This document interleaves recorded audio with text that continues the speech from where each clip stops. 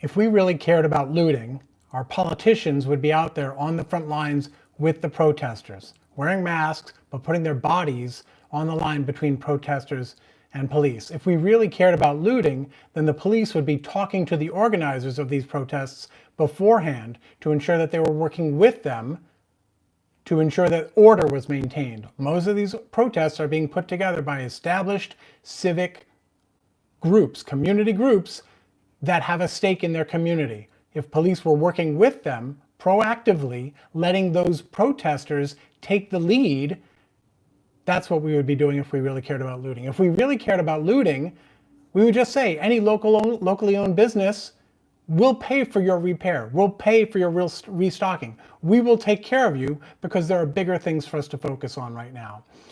If we really cared about looting, we would ban the insurance companies, the same insurance companies that are going to spend the next year telling those very same businesses that we care so much about that they're on their own.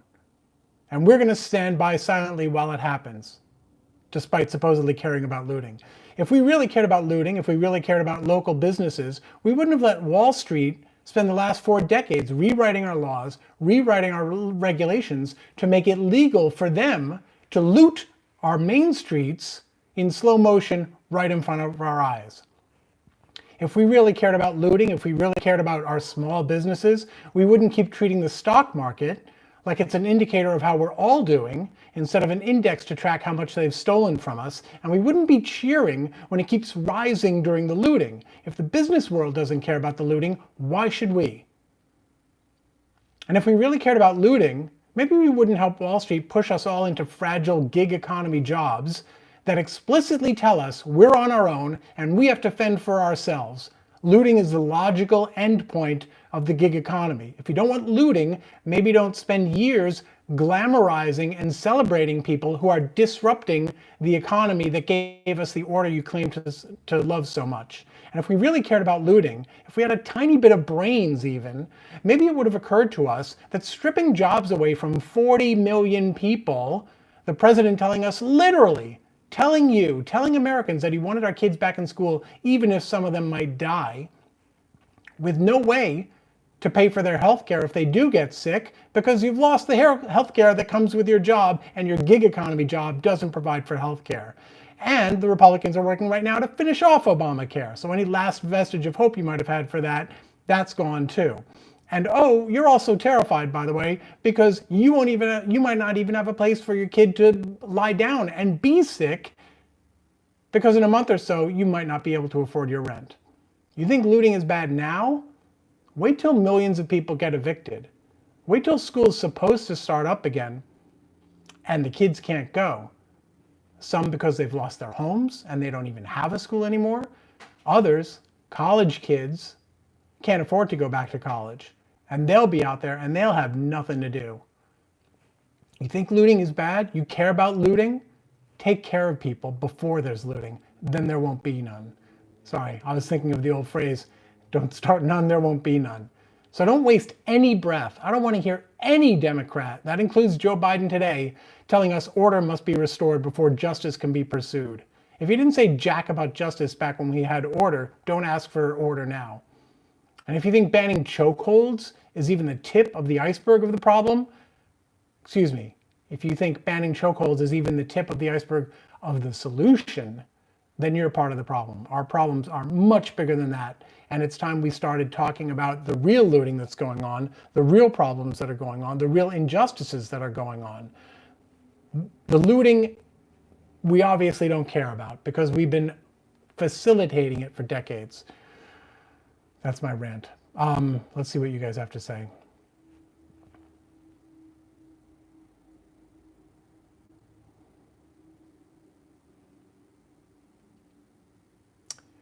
Okay, sorry, I'm checking out the comments. I don't have any specific news stories to talk about today. I did dip into Joe Biden a little bit. I watched Trump from last night.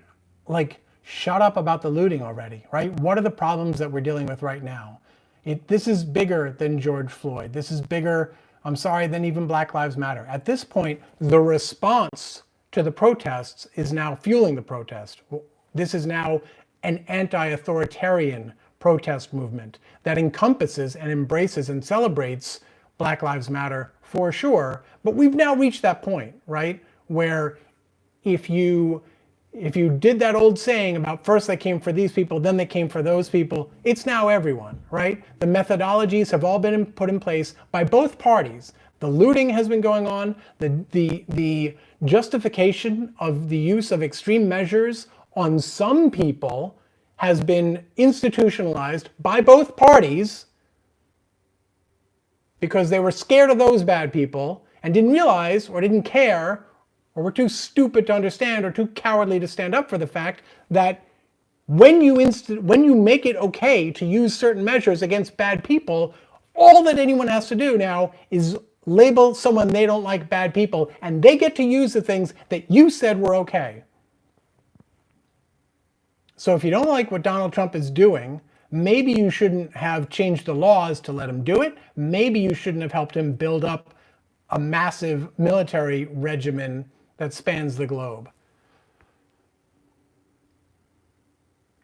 All right, now I'll try to get to comments. I see someone just hit us with a super chat. Let me see if I can see who that is so I can say thank you. Lilith says thank you, throws in $10. Thank you, Lilith.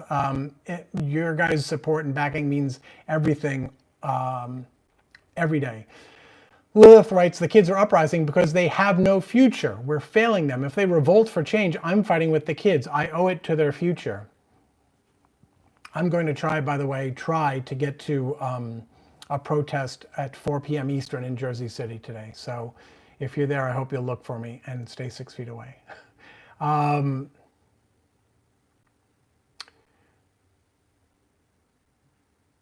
Kalita says big business does care about looting, which is why they keep looting through Congress. Yeah, they love looting. They love looting so much that they enshrined it in the law. They paid people to go to Congress, both as lobbyists and as members of Congress, to go enshrine in our Constitution the right to loot, the extraction of wealth.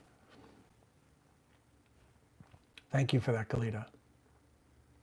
Matthew Ross says, this is the JL I tune in for. It was weird. It was a weird morning, Matthew. I got to tell you, I was just in a rage on Twitter, and I was trying to keep my thoughts together for what I would talk about today. And then I went and did some reporting. I'm going through campaign disclosure forms, finance, contribution forms.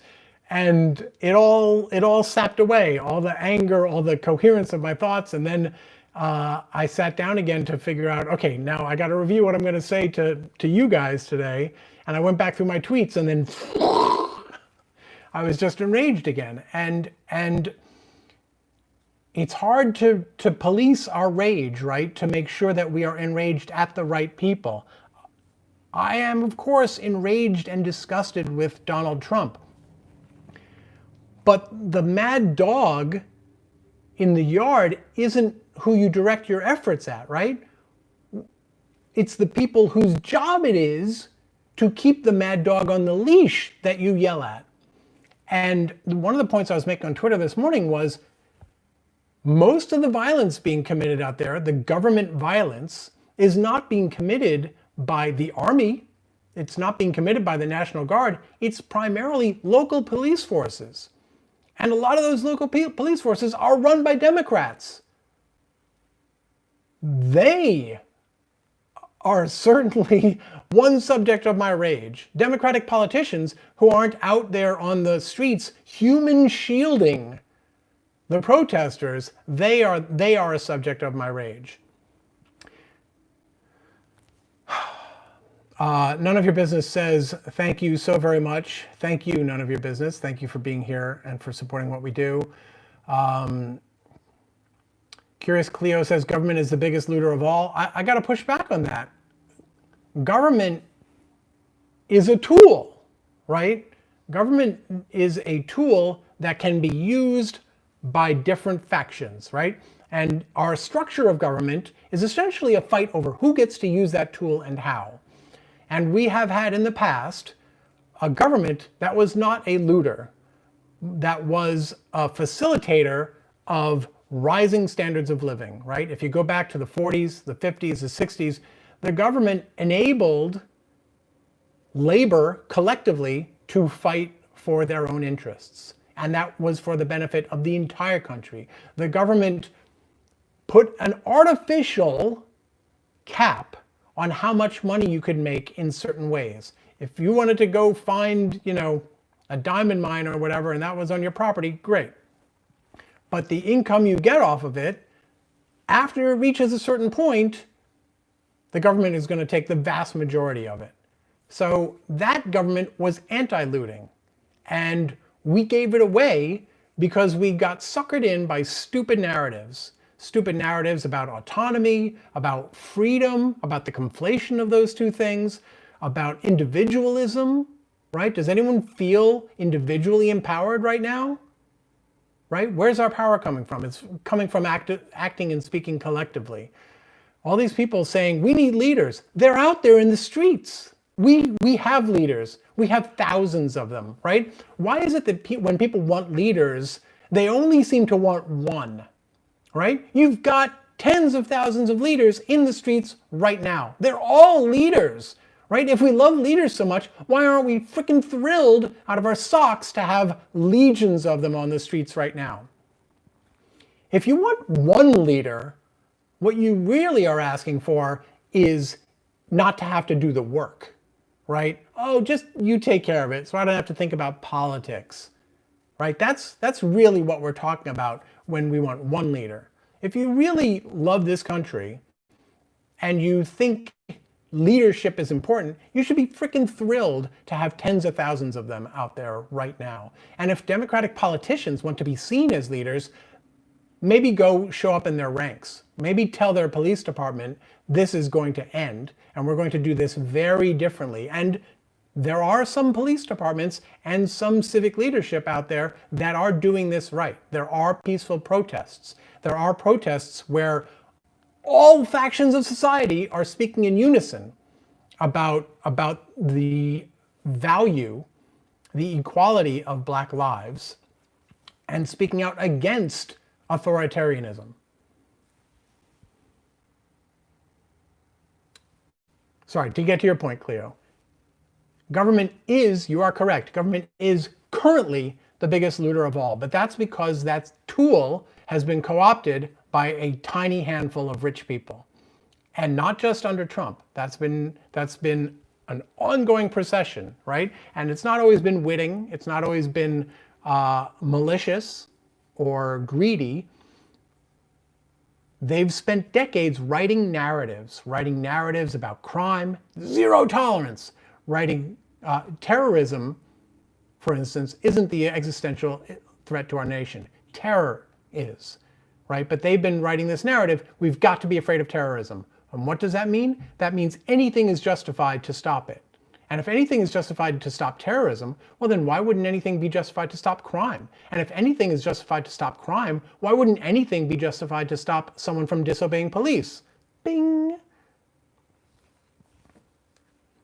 Curious Cleo says, hit the like button, please. Thank you for that. Matthew Ross says, if we can like spike this, it would be great. This is the unspoken truth you won't hear from mainstream media news outlets.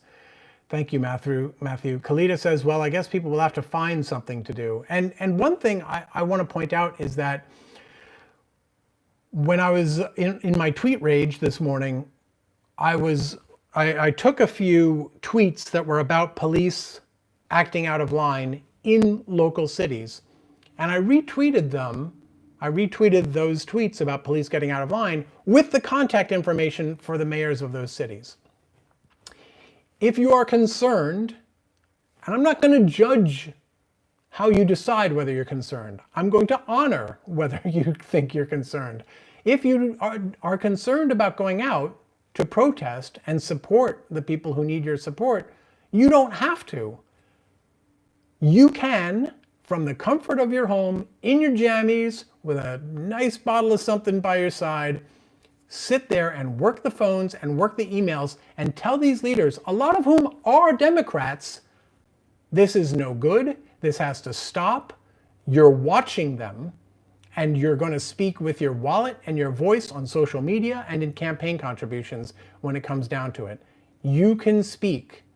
So you don't have to get out there. You just have to do a little bit of legwork and find the contact info for those folks. Even Bill de Blasio, right? I went to the New York City website and it was something like, call the mayor. And it was like 1-800-NYC. I'm making that up, but it was like this generic number that clearly goes nowhere. So I went and I found another more specific site that actually has the mayor's phone. And I posted that on Twitter.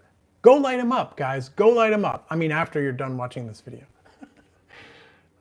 All right, what else have you guys got? I see someone asks, where's Ruby? Ruby is in quarantine right now because what happens is, since I'm back downstairs, if Ruby is here with me, she sometimes goes nuts if someone comes to the door. So I'm trying to be proactive and preventive about making sure there's no Ruby looting in the background. Okay, let's see. What else do you guys have? Doug Grinberg says, crazy expensive Cobra. If you don't know what Cobra is, it's the program that is supposed to aid you in continuing your employer-provided health insurance once you've been let go. Crazy expensive Cobra for newly unemployed seems like an especially mean looting. I read yesterday $33,000 for a family of 4. I mean, you know, the Dylan thing is a cliche, but when you've got nothing to lose. Why wouldn't you get out there? No one's listening to you, right? If the only time anyone listens to you is when you're shouting and then they tell you not to shout, are you literally insane? I've been trying to get your attention for years. And now the only time you pay attention to me, you tell me to stop doing the thing that made you pay attention to me? Are you out of your mind? Lemon Lime says, yes, JL. It's so funny. I get on these rage tears, and then one of you guys says something nice, and then I'm like, my mood instantly switches. I'm like, oh, you guys. Kalita says, how awesome would it be if a journalist would ask Trump why he kept looting the people if it's such a problem? Mags Focus says, opportunists were failed by their government when they needed protection. Mighty Mouse points out Biden said shoot for the legs. That's right. That's exactly what I thought of today when he said, you know, he supports a ban on chokeholds. The mindset has to change. We have to stop being a nation of fear. We have to stop being a nation of children that insists on utopia, right? If we don't get utopia, then we're sending in the army because we're children. And we can't handle the fact that someone might do something. Oh no, someone might come up to me in a park and ask me to put a leash on my dog. Ah, we're children. Like, grow up, talk to each other, have the maturity to be able to disagree. You don't like it? Don't like it. Talk about snowflakes, right? We've got a president in the White House who's the biggest snowflake in our history. And we don't need Biden playing it safe by yes, good, elevating the cause, but totally buying into the BS frame that it's both sidesing it, right? This isn't a time to talk about looting. We didn't care about looting when it was done with the imprimatur of the law, right? So just because we're breaking a rule in our current looting, just because you can see the glass breaking instead of having the venture capital owned national company come in and genteelly take out the window of the mainstream company that they just bought out, or maybe it's the Wall Street firm that owns real estate and jacked up the rents and they're going to keep it vacant, right? You didn't mind when they just soaped up the window and it was vacant and you destroyed the community. No one raised a peep at that. So just because the glass got cracked and you don't like the guy who did it, or the woman who did it wouldn't be invited to your fundraiser? I'm too old to say this, but miss me with that. Gira Brown says, JL, that was your best 5 minutes on TYT Investigates. I was riveted. Thank you for that. I actually just I wrote it, most of it, and I couldn't get it to print out. That's why I kept looking down, because I've got the camera Jerry mounted on the computer so that I could look at it, but I wanted to keep focus because it's important, right? It's important, and I feel bad even talking about looting in the headline of this piece, right? The fact that I'm talking about looting throughout, but it's really important if even our democratic leaders, the so-called opposition party, if they're going to get out there and wring their handkerchiefs about clutch their pearls about looting, we need everyone to understand what looting is and what it looks like, right? And handing not just the coronavirus stimulus, but the tax bill windfall to companies, that's looting, right? The very first stories we did when we launched TYT Investigates were before the Trump tax cuts. And what the Trump tax cuts were, and I don't remember if it was Kalita or Curious Cleo who's pointed out the government looting, right? What the tax cuts did was take massive amounts of public funds and give them to companies which, as we showed in our reporting, used their windfalls, wherever they got from, for four things, right? They sent it right to their shareholders in the forms of dividends and buybacks, which also, by the way, benefits the executives. So it went right to the 1%. That's looting. That's where the money goes. So where did the money come from? The three other things they do with their windfall. They invest it, right? Once upon a time, a company in America invested in itself. That meant jobs for people. Now it's the opposite, right? Why? Because the rules have been rewritten. So now investing in your company means three things. You pay to set up operations overseas. You literally use the money that was extracted from taxpayers to take the jobs from the taxpayers and send them overseas to someone else who would do the job for half of what you'll make. Or you outsource the job, meaning you take the money from the taxpayer and then you take away his job, you take away his health benefits, you take away his retirement pension, you take away her vacation time. I should just be saying they, right? It's everyone now. Used to be you could have one person from a household work. We don't have even that anymore. Now both people have to work, assuming you're in a family in a household with kids. So you take the money from the taxpayer and then you use it to set up an outsourcing operation, which means instead of having delivery drivers on staff, which costs you maybe $100 an hour or whatever, you now wait until you actually have a package or a delivery that you have to make, and you spend $7 on an Uber. And in the meantime, that Uber driver, they're making less than they would have, and they don't have health insurance, and they don't have a pension, they have no way to retire safely or anything like that. And the third way, it's government looting. We take that stimulus money from the tax windfall, from the coronavirus stimulus, and you do go out and spend it on something that will expand your business. Now, what is that something? It's a robot, right? And what do you do with that robot that you've just bought with taxpayer X's money? You fire taxpayer X. You're out of a job because I just took your frickin' money and I bought a robot to replace you. And by the way, so that's what the real looting looks like and has looked like for the past 4 decades. And by the way, even that model is woefully inadequate for where we should be. This idea that we're scrambling for jobs is lunacy. What we should be doing, and we would if we had as robust labor movement as we used to, but we gave that away too because narratives. What we should be doing is not fighting for jobs, but fighting for leisure, right? That's what made the unions. What was a 40-hour work week? What were weekends? Those were both reducing the amount of time a human being has to work in order to survive. Why did we stop? Why are we now at a point where we're now pursuing 40 hours a week? I want 40 hours a week now. That's the magic number. That was the right number, it turns out. Why aren't Democrats leading on that? Why aren't Democrats... This is the perfect time, by the way, to be talking about a 4-day work week. This is the perfect time to be talking about a 35-hour work week, a 3-day weekend, right? You want to win the presidency, Joe Biden?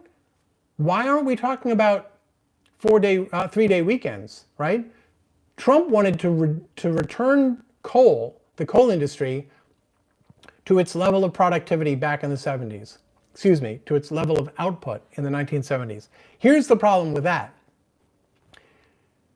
The production of coal has become so efficient that it only takes 1/10 as many men to produce the same amount of coal as it used to. So even if we were producing the same amount of coal, you would only need one guy to work that. That's not a problem. That should not be a problem, right? Because in the original economic model that Keynes and others pursued 100 years ago, and that the labor movement used to pursue, that would have been seen as amazing. Why? Because all of those benefits would have been shared by all 10. You could keep all 10 coal mine workers, but they would only have to work 1/10 as much, 1/10 as often in the week. How fantastic would that be? Instead, we see it as a problem. We've gone crazy. We've literally lost our minds. We're blind to the real looting that's going on, and we're crying out because we want a return to the old looting that we had before. All of it looting of us.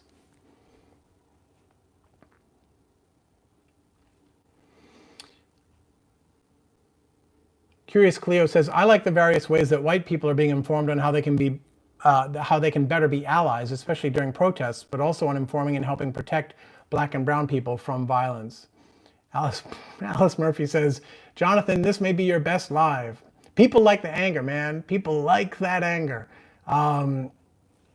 Heather Vesper says, been a while since I was able to catch this live, and the stream I'm able to catch is an epic JL rant. Love it! Now it's time to go rage clean the kitchen. Still listening. Thank you, Heather. Doug Grinberg says, infamous looting shooting remarks, meaning when the looting starts, the shooting starts, from late 60s racist sheriff.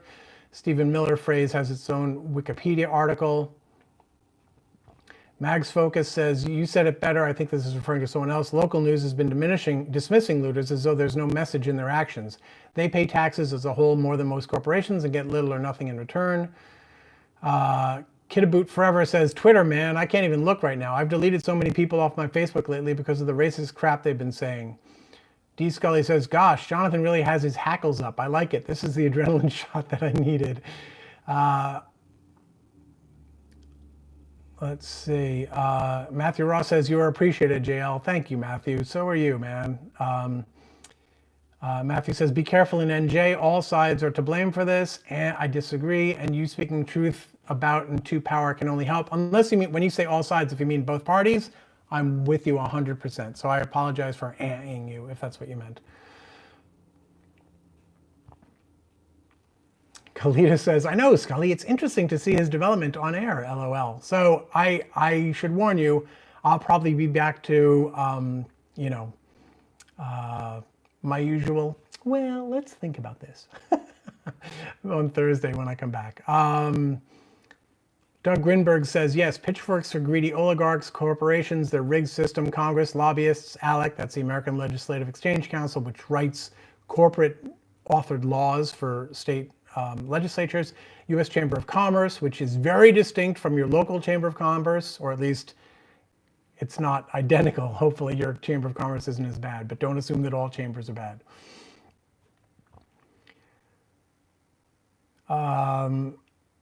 Tamara says, I was so upset last night that I had to call my husband, who is military, to ask him what he felt would happen if Trump actually sent them to fight. He told me they are there to protect, but reminded me our history is violence. He reminded me of the school shooting of military against students. Doug Grinberg points out the interesting dynamic of police unions versus transit unions refusing to transport arrested protesters. So most of you probably saw this, but there have been incidents where police essentially tried to commandeer mass transit in their cities, saying, you know, hey, bus driver, we've got a whole batch of people we rounded up for being people, and you got to take them off to the Hooskow. And transit workers have been saying, not my job, and refusing to do it. So that's just example 1 out of 8 million of why collective bargaining is important, why labor and collectivism are important.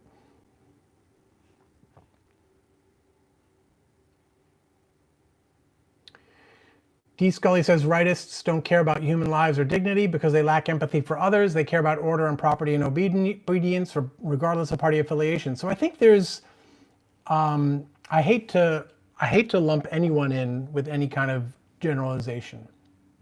And I think there's a weird phenomenon that I've talked about before that I call proximity empathy, where some of the most craven, bloodthirsty, heartless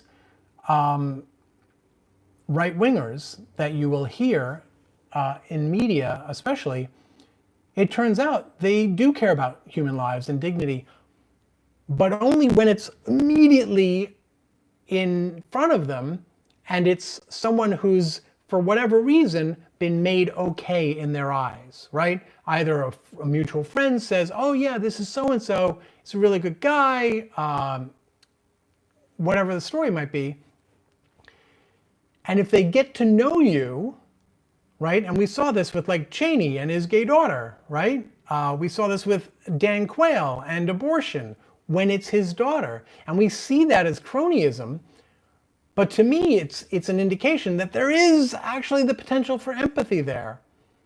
And the key to me, the real trick that we have to pull off is expanding that circle of empathy, right? Figuring out why is that not more expansive? Why is it that they don't afford that empathy to people they don't know? And my belief is that they've bought into narratives about who those other people are. That they're not American, that they're not trustworthy, they're to be feared or distrusted for whatever reason. And that, to me, is why impacting the levels of fear and distrust in this country is so important. And that's why even when I'm on a rant like today,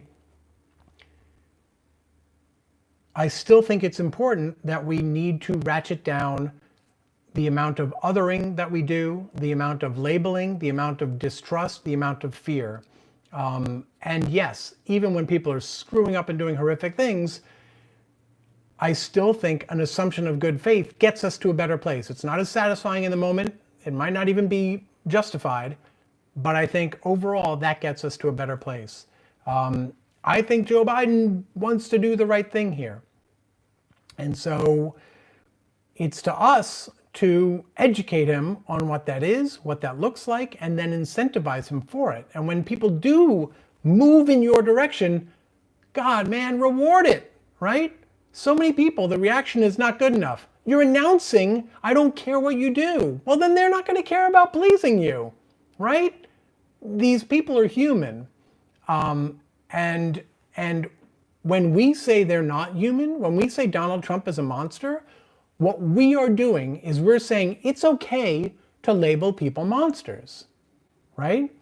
That's a weapon they can now use. When we otherize them, when we dehumanize them, we are handing them weapons which are being turned against us right now. So let's stop handing them weapons, both in the form of Pentagon surplus and in the form of dehumanizing anti-human race rhetoric.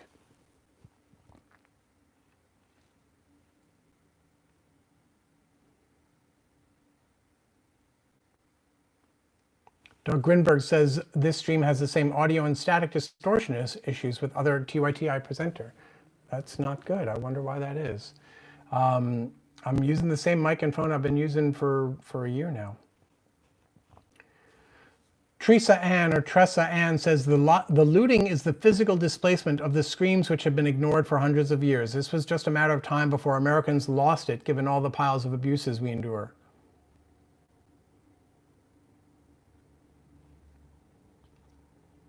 Mighty Mouse says Portland police, I don't know if that's Maine or Oregon, left the protests alone in one instance at least.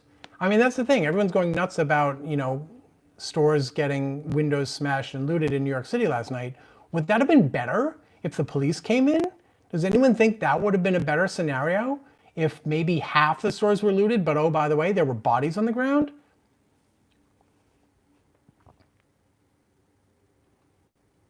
D. Scully says, I find that a lot of people seem to believe that it's okay as long as their ruler is charming and has good manners, a benevolent dictator. Kiera Brown says, JL, you are on a tear. These are very constructive ideas. You must have watched Nomiki's rant last night. I did not, but thank you for the kind words.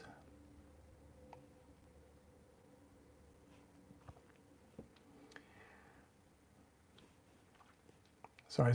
I got lost in the comments, and I'm trying to get to everyone. There's way too many comments for me to get to everyone today. Sorry, guys. Remember, if I miss anything, please put it in the comments to the video itself, and I will try to get back. I will try to double back. Okay, I have found myself. Jess says, here in Green Bay, Wisconsin, a white cop ran after and tackled a young black child on his bike. The child was just riding his bike.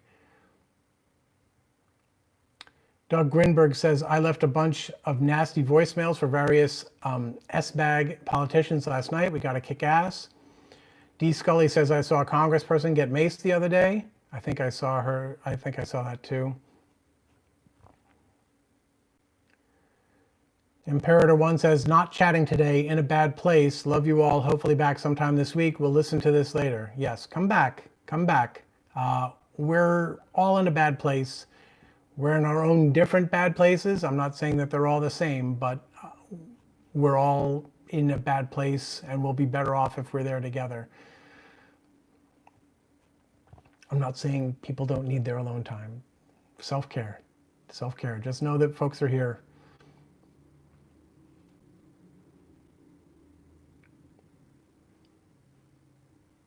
Jeffrey Cayley says, they don't listen to peaceful people. They listen when we get rowdy and start to loot private property.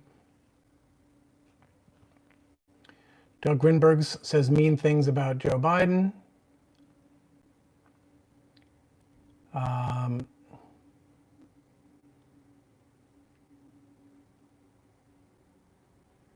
D. Scully says, JL laying down the civics education today. Curious Cleo says, keep hitting the like, spread the message. Thank you, Cleo.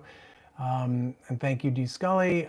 Dave C. says, hungry people don't stay hungry for long. They get hope from fire and smoke as the weak grow strong. That feels like it's a song lyric maybe that I'm missing. Weena Jensen says, Jonathan will probably say bah to this, but if this is not another step towards an authoritarian regime, you can call me Andrew. Jay Bogues or Beggs says, Biden is hopeless. Obama-Biden gave us Trump. Kalita says, also Floyd wasn't the cause. Floyd was the spark. Hannah Paz says, are the American people realizing that they have been had by the neoliberal order? Doug Grinberg says, wondering if Minneapolis City Police Union website's still down. Anonymous hackers back.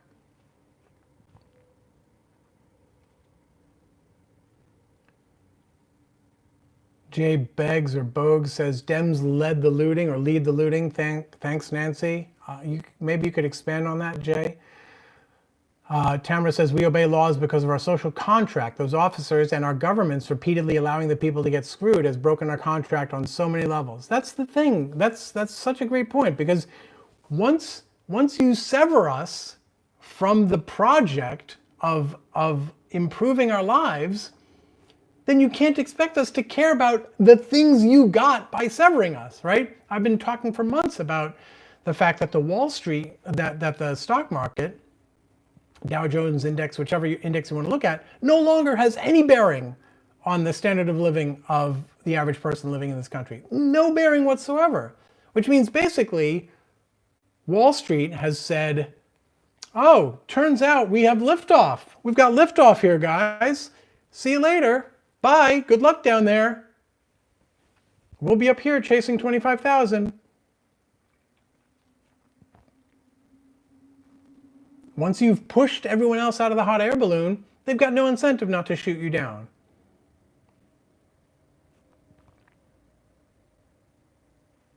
Tressa Ann says the American people have been legally looted for decades, tired of being taken advantage of.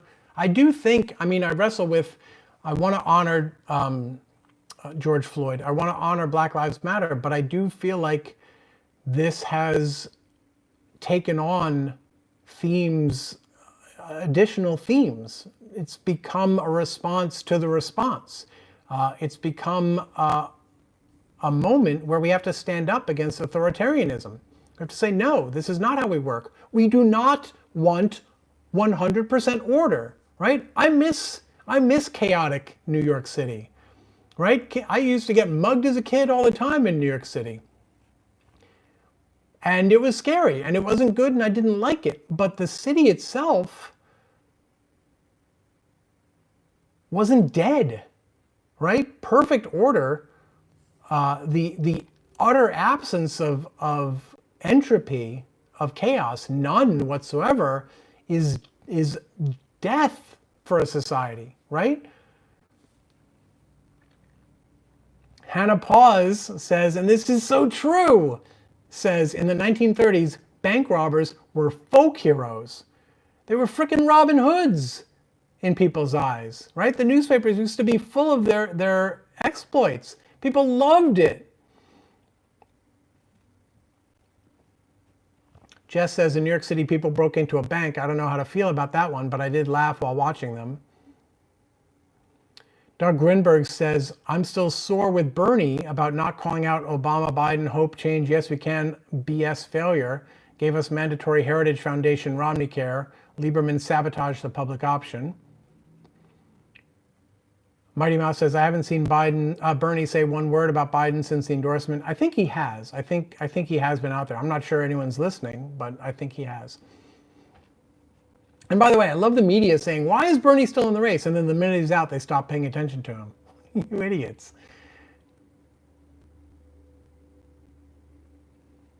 Jess says, next thing you know, children will be back working in factories. They're working on it. They're literally working on eliminating and rolling back child labor laws on state levels.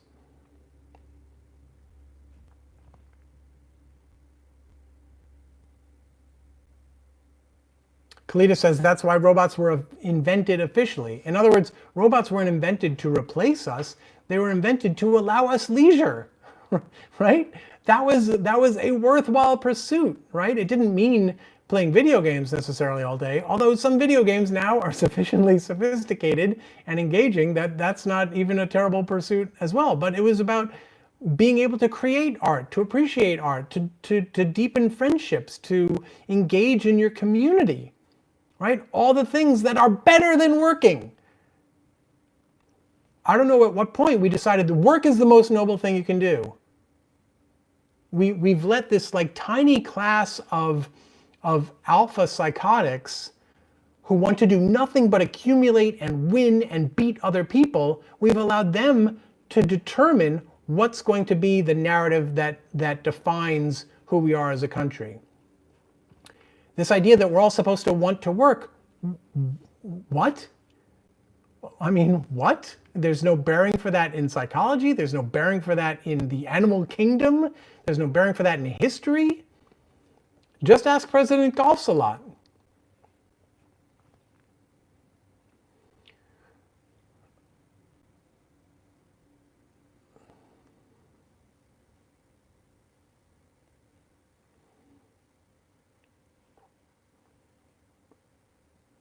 D. Scully says people need to be prepared for the demand to widen beyond Mr. Floyd because this is one of those mad as hell and I'm not going to take it anymore moments. If you haven't seen the movie Network, go watch the movie Network. Mr. Floyd's murder is a catalyst. Matthew Ross says people see anger as genuine and relatable. Not enough voices are expressing our rage like it needs to be expressed, like you are expressing at jail. Thank you very much, Matthew. I'm so heartened. I'm so heartened by the people in the streets and the reaction to the people in the streets. You know, I see it on my own personal social media with my neighbors. We do not have what Nixon had back in 1968, where a big portion of the country bought into the law and order BS as a result of seeing people protesting in the streets. We are not seeing that. And I don't know exactly what accounts for that. Maybe that's one of the, you know, good things to come out of the George Floyd horror is that people understand the moral basis, the moral seed from which this has sprung.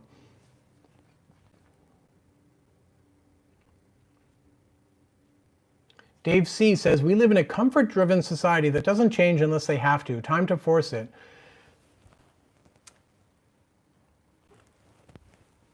I have some thoughts, but I think I've already articulated them.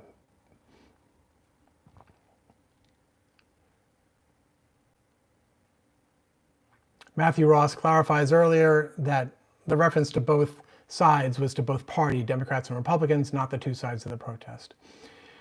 Weena Jensen says the elite has got to be scared stiff during these times. I'm not sure most of the elite are scared stiff. I'm not sure why I think they're not scared stiff, but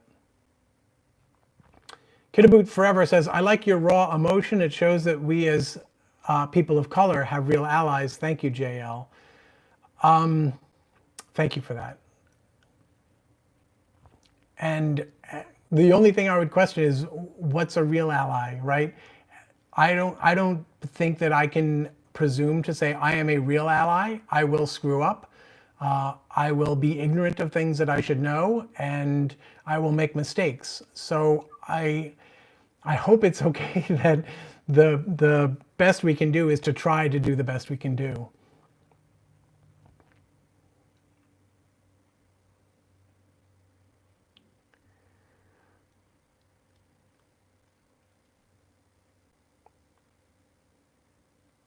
Doug Grinberg says conservative brain tends to submit to authority. So I don't think that's uniquely conservative. I think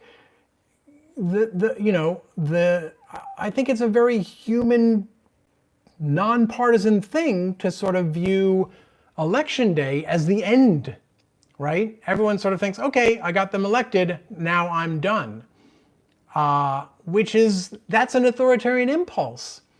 Even if it's Bernie Sanders who's elected, you're saying, okay, you take care of it. That's authoritarianism. We're supposed to be involved all the time, every day. So to get back to the comfort-driven remark earlier, I think to some extent it's true in that respect that we don't want to do the work of being engaged every day, of figuring out what we're supposed to know, of doing the research to know what we're supposed to know. What are the answers we should be pursuing? What are the best ways of pursuing those answers? This is all work.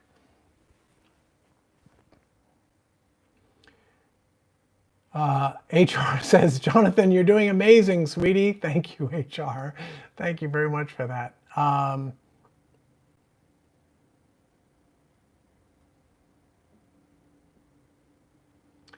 a little bit spent here, guys, so I'm probably gonna say goodbye soon. But I want to see if I can. I'm gonna skip to the bottom. Okay, I confess, YouTube skipped me to the bottom. See if I can get in a few last comments from you guys. Jess says, I'm strong, but my heart breaks for others. Clarence Walsh says, I see provocateurs trying to derail our cause. That goes beyond George Floyd.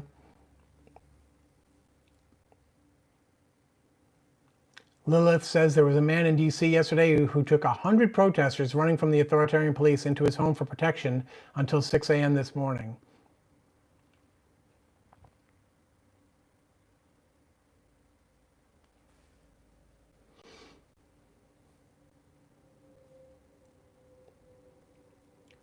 Clarence Walsh says people in high places shouldn't make policies for us who don't live where we live. How can they truly understand? D. Scully says, I recommend reading more about the authoritarian mind. D. Scully, if you don't know, if you're not a regular, is very, very up on the whole political science thing. So pay attention. All right. I'm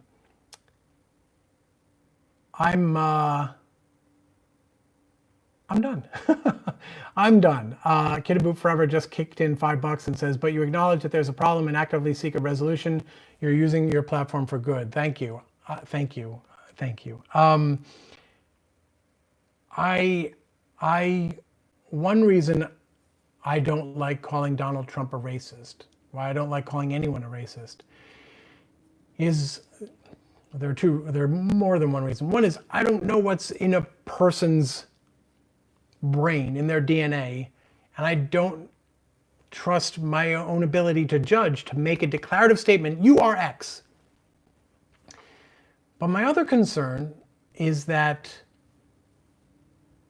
I remember when the left would say openly, explicitly, we need to understand that we're all racist. And the intention was to include everyone, but I want to limit my thinking, the point I'm trying to address to white people here, that I think it's really important that we recognize that racism, that hate is only a subset of racism. And Mike Harriot of The Root points out that he's more concerned with white supremacy. And we need to assume that it's in us, right? Or else, if we're not guarding against it, it's going to act out. It's going to find its way out. It's going to shape the way we react to things. I mean, it's going to anyway, but at the very least, if we're conscious of that impulse, that bad impulse in us, we can guard for it. We can do things that make us uncomfortable because we know that's the right thing, right? Because we know that our comfort, if we're comfortable, then the part of us, white supremacy, racism, whatever's in there, if we're comfortable, that means they're getting to act out. That means those parts of us are getting satisfied. So if we're comfortable, even when we're trying to do good, we're probably doing something wrong. And we're probably doing something wrong anyway, but assuming that we have a problem also makes us more open-minded, I hope, when other people try to point it out, try to teach us, try to educate us, try to expand our own circumference of empathy. Thanks for going on this journey with me today, guys. I apologize in advance for being disappointingly cerebral and overly thoughtful on Thursday, but I will try to take your notes to heart on today's video. And I will ask you, if you're around Jersey City this afternoon, at least take a look for me. I'm in my TYTI t-shirt, so you shouldn't have too much trouble finding me. Just stay 6 feet away because you're taking care of each other and you're taking care of yourselves. And if you can't get out there, pick up a phone, write an email, not to Trump, to the Democrats who we need putting themselves on the line, either by taking a stand with their police department or putting their bodies on the lines with protesters. Whatever it is, we need them out there, and they need to know that we're watching. All right, bye, guys.